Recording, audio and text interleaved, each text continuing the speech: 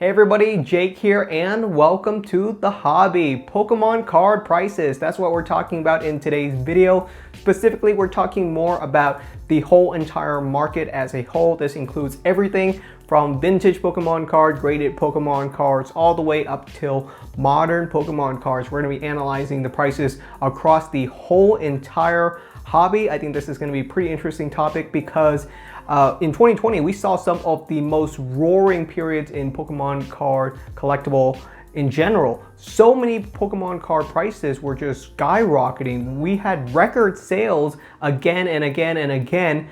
There were just record high bidding prices and auction prices. I was making videos like monthly updating prices because every single month there was a new most expensive Pokemon card out there. Charizard, for example, just kept climbing and climbing. I think Charizard at the start of 2019 was going for around $35,000 for a PSA 10 first edition base set Charizard, and near the end of the year you were talking $300,000 plus. So Pokemon card prices were really climbing in 2020, but 2021 seems to paint a very different picture. Pokemon cards for 2021 paints a very different picture from what it had happened in 2020. A lot of sealed products, modern products, are actually starting to come down in terms of prices. I went on Amazon recently and I'm seeing Battle Styles Elite Trainer boxes going for MSRP. Battle Styles booster boxes are going for below MSRP. There's a large reprint of Shining Fates, and prices on Shining Fates are starting to drop now. I remember when Shining Fates Elite Trainer boxes were going for over $100 for pre-orders, and now you're starting to see prices drop down to the $70, even $60 ranges. That's pretty close to MSRP because Shining Fates Elite Trainer boxes MSRP is right around $50.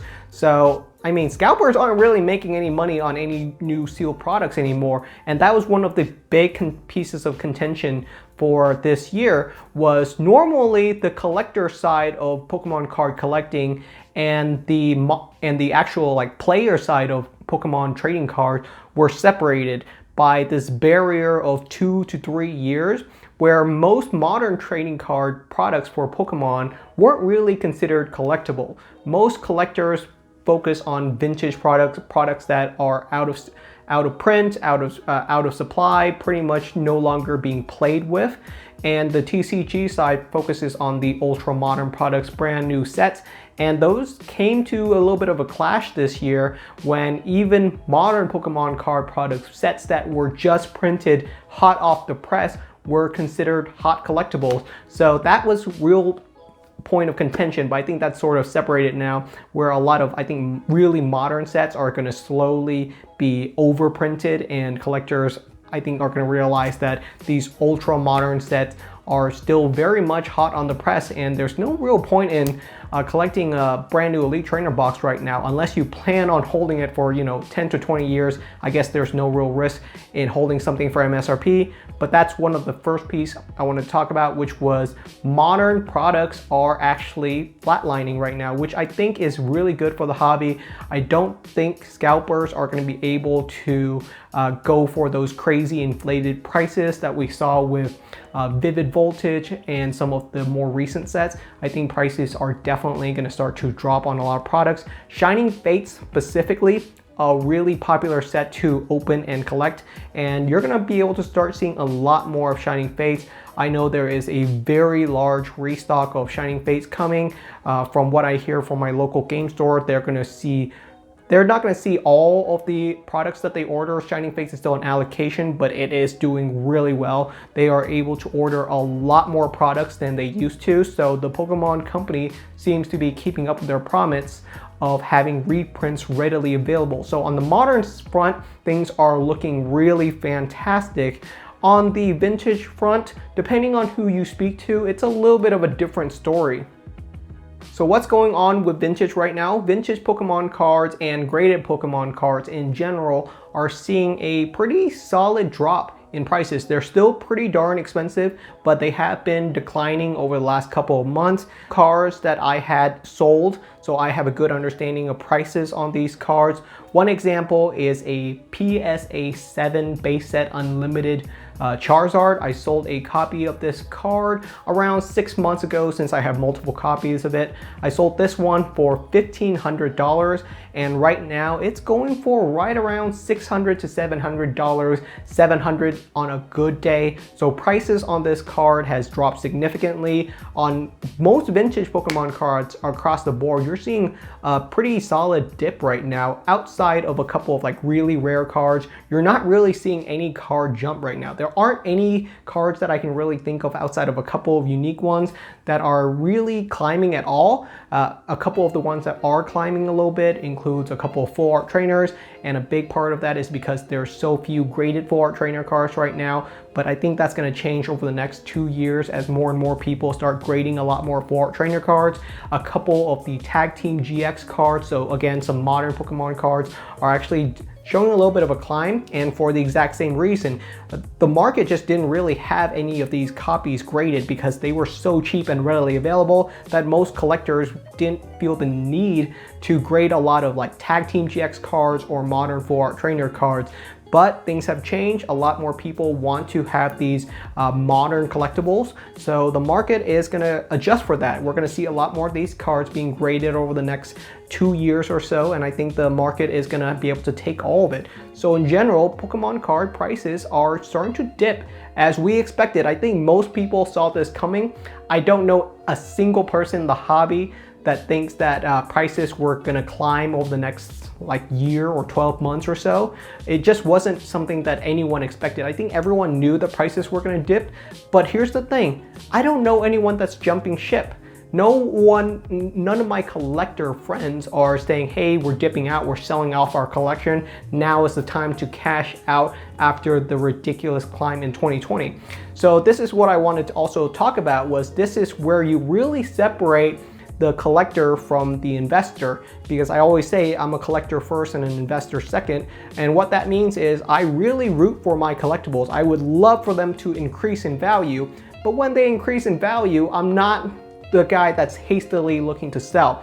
As you guys see with a lot of my collectibles, most of what's in the background will stay in my collection for years to come. Regardless of the fact that most of the products in the background that you see might have climbed 1,000%, 2,000% over the course of 2020, I don't expect to let go of these products regardless of what price they reach. So definitely the collectibles that are maintaining prices the best. So while I say that some Pokemon cards are dipping in price, for example, I said base set Charizard, a reason why base set Charizard is dipping is because a lot of people have a copy of base set Charizard. In fact, I think most people have multiple copies of unlimited base set Charizard. It's a pretty readily available card that I think a lot of people can remove from their collection very easily. But some of the more high-end pieces are very, very attached to a lot of collectors. Your Pikachu promos, the Poncho Pikachu boxes that you see in the background, as well as some really rare cards. Those are actually maintaining prices pretty well because most collectors don't have multiple copies of those. So they're not really willing to separate with them. Some cards in my collections I do have multiple copies of, I'm not willing to let go because if I have multiple copies of it, I probably enjoy it way too much for me to ever let go of it. So yeah, really separate yourself. So what can you do to protect your investment? Well, if you're looking to collect Pokemon cards for the long term, I always say I recommend collect the unlimited base set because it's a very good starting point and it's very solid, but as you guys can see, it's still dipping in prices because no one's really attached to their base set unlimited cards. More people are going to be attached to unique promo cards, some unique artworks, trophy cards, anything that's more unique. So if you're looking to really maintain the value of your collection through this period of stagnation and even price dip, then definitely be on the lookout and try to collect some cards that are a little bit more high end on the rarity scale. Cards that are real chase cards. And you don't have to go super expensive. Everyone knows how hard it is to obtain any single trophy cards, but look for some, I would say, some medium tier chase cards. So what are some examples of this? I would say, for example, the gold Tag Team GX cards. this is a solid middle ground card where I think Tag Team GX cards are very collectible. The gold chase cards are very solid. They're not going to be flooded on the market anytime soon or ever. And in general, these are still highly sought after, and prices on these have really maintained the same value. Any card right now that is not dipping in price, I think is a really solid card to have inside of your collection. And so there's quite a few of those. Mainly promo cards are doing really well right now. Screen promos, Pikachu promos, any rare cards like Gold Star cards are actually maintaining their value really solidly well. Skyridge cards, those cards are all doing really solid. But any card that is not holding any emotionally attached value, or any card that has a supply availability of any amount, I would say even XY Evolution. Sealed products of XY Evolution has been climbing a little bit, but the card prices for XY Evolution has not been doing very well. And if you're collecting XY Evolution cards for the long term, then kudos to you, but I think that makes total sense. XY Evolution is one of the highly most printed set in Pokemon card history. There's never been a set to have as long and as strong of a print run as XY Evolutions. So there's a lot of XY Evolution cards out there in general. So they're not really gonna climb in price because most people have like plenty of XY Evolutions cards inside of their collection. So yeah, if you're looking to maintain value your collection, then I would recommend going for some more highly sought after cards. I would prefer one chase card over, I would say, 1,000 bulk cards any day of the week. That is a very solid pickup. And right now is a really good opportunity. If you're looking to purchase some high-end cards or rarer cards or graded Pokemon cards or even sealed products, prices are slowly dipping on a lot of these. So modern products, you might be able to pick up quite a few at MSRP, and graded Pokemon cards, definitely be on the lookout, because with these price dips and interest in the hobby waning a little bit, you might be able to pick up some graded Pokemon cards for some really solid value prices. So definitely be on the lookout for those. All right, everybody, that's the end of today's video. Thank you so much for watching. Definitely let me know down in the comments how you guys are currently thinking about the movements in the hobby. And I'm sure there will be some disagreements because I made a lot of bold statements in today's video. Speaking off the top of my head will always get me in trouble because someone will always say, "You're wrong, Jake, because this card is going up in value," or "this other card is going up in value." So the hobby clearly can't be dipping right now. So definitely let me know how wrong I am. Always glad to hear your guys' opinion. Thank you so much for watching, and I will see you guys next time.